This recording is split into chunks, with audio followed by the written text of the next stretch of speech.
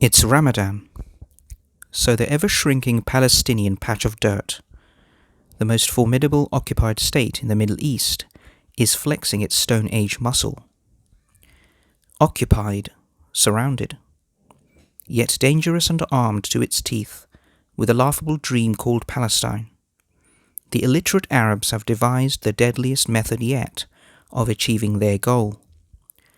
Protests, often violent, armed with cutting-edge stones and heat-seeking pebbles, manufactured by Lockheed Martin and Raytheon, and endless shrapnel supplied by the Israeli government's IDF bombed buildings initiative. But it is the new Sun Tzu war strategy, devised on a stretcher in a Red Crescent tent, causing the most concern for the allies in the Knesset and Washington. Deeply concerned. This attack on Israel today is immoral, it is terrorist, and it needs to be stopped. Dubbed the ominous-sounding Palestinian "don't die or get ethnically cleansed" doctrine, Israel wants to raise our neighborhood and put Jewish settlers in our place. Court cases are ongoing, but we continue to emphasize our right to this land. These have been our homes since 1956. We were born here, we grew up here, and we will remain in our homes. The Americans have already supplied an urgent $2 billion in arms to shore up Israel's soft and humanitarian defenses against this new, more menacing escalation by the deadly militant Palestinians. That is also being dubbed the Palestinian variant by the notoriously fair American media. Intelligence chiefs say it manifests as an audacious refusal by Palestinian persons to be graciously cleansed from their own homes. You're stealing my house. And if I don't steal it, someone else is going to steal it. No one is allowed to steal it, ya ammi.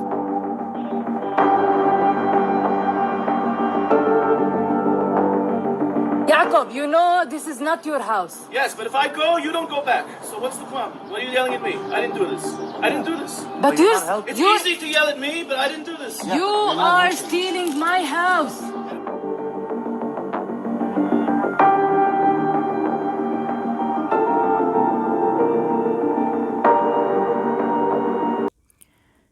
Knowing the minds of terrorists is a messy business.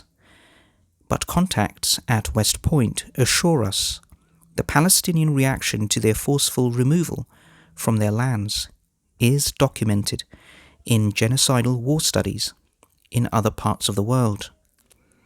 There are historical echoes from Carthage, Ireland, South Africa, and Aboriginal Australia.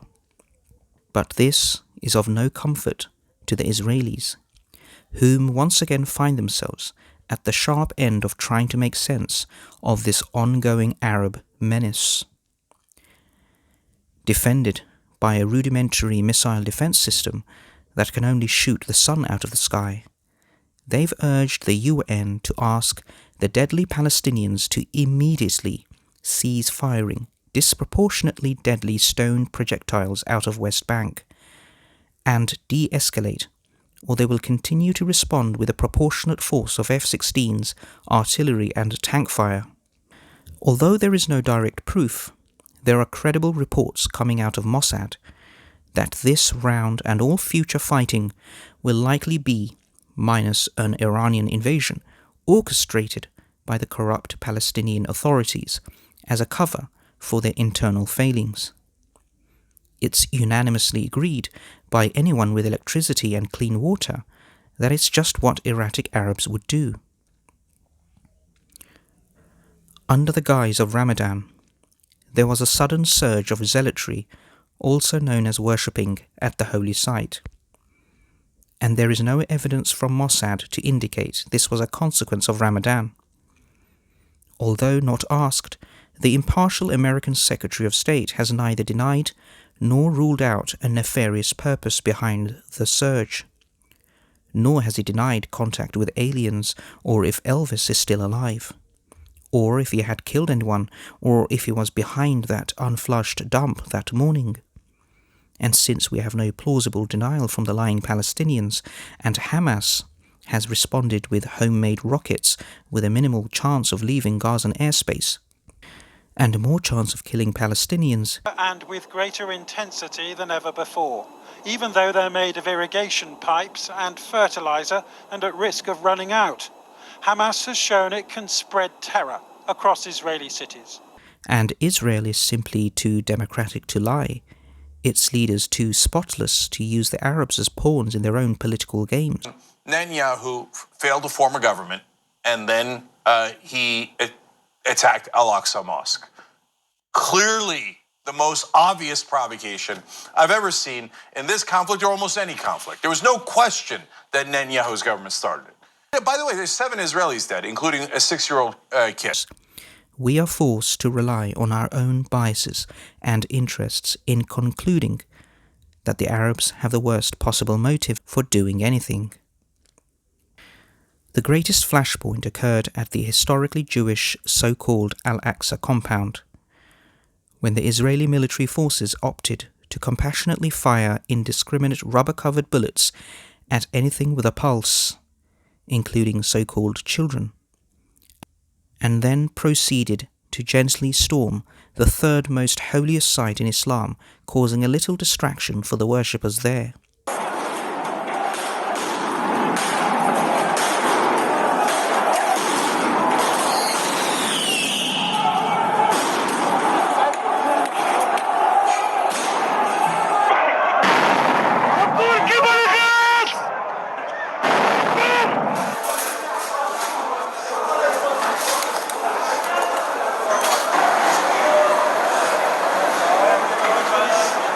Israeli police attack Muslim worshippers at the Al-Aqsa Mosque in occupied East Jerusalem. Palestinians throw rocks to defend themselves. And Israeli security forces respond with stun grenades and tear gas at the compound, which is also one of the holiest sites in Judaism.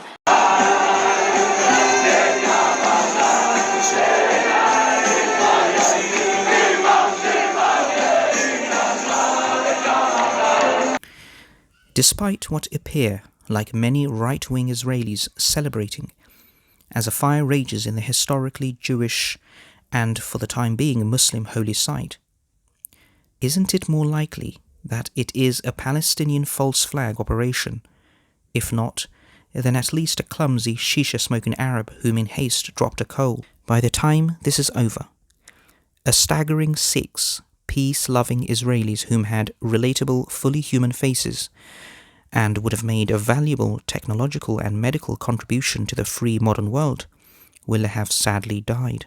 The government should wipe out Gaza, once and for all. It's going to happen again many, many times. The government should wipe out Gaza. אם בישראל ישנו במרחבים מוגנים, אז תבער. אין משוואה. Actually, some people say we're being too gentle. Some people say we're being too gentle. As long as our cities are still under fire, we're being probably too gentle. And yet today you had a 13-story residential apartment building in Gaza targeted by the Israeli Air Force. I take him at his word. I think he's trying to tear down the border because he's trying to destroy Israel. But tanks against rocks is not a fair fight. Well, Fantasy that you will conquer Jerusalem. Each one a loss, a tragedy greater than Israel. Someone's loved one, someone's mother, daughter, father or son, sons and daughters of Israel, citizens of earth, humanity. Teachers, midwives, scientists, with dreams, pasts, futures, and loved ones waiting at home. There will, of course, be a few dead on the other side.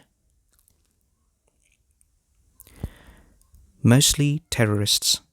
The numbers, for reasons political, inflated by the Palestinian authorities, and understandably unreliable, and despite being written in the blood of babies and women, not worth the paper it's hastily scribbled on. Sharon El-Giniat was a teacher in Sderot. Born blind in one eye, she struggled and made a good life for herself. Abrams Ariel was a plumber whom had just retired and was looking to spend quality time with his small family. We will never forget.